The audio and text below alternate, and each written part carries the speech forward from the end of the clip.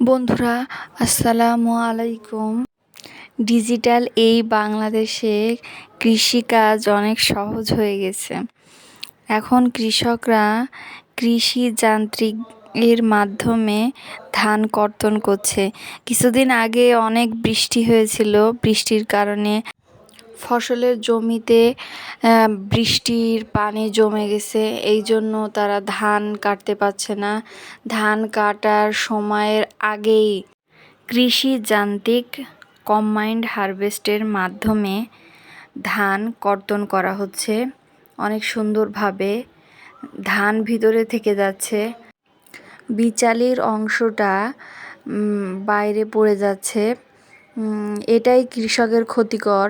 তারা গরুকে খাওয়ানোর জন্য বিচালি সংরক্ষণ করতে পারছে না ভালোভাবে।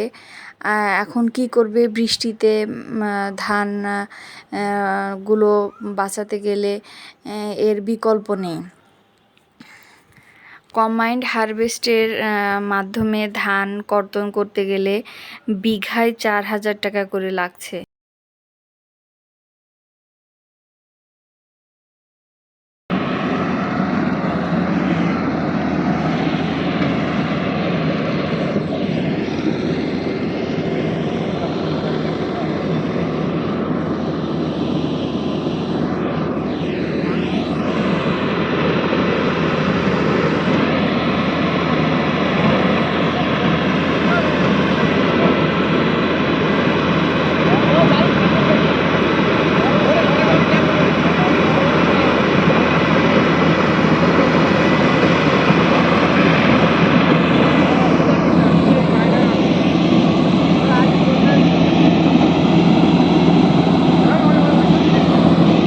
যেই ধানগুলো কর্তন করা হচ্ছে এই ধানের নাম বাসমতি ধান।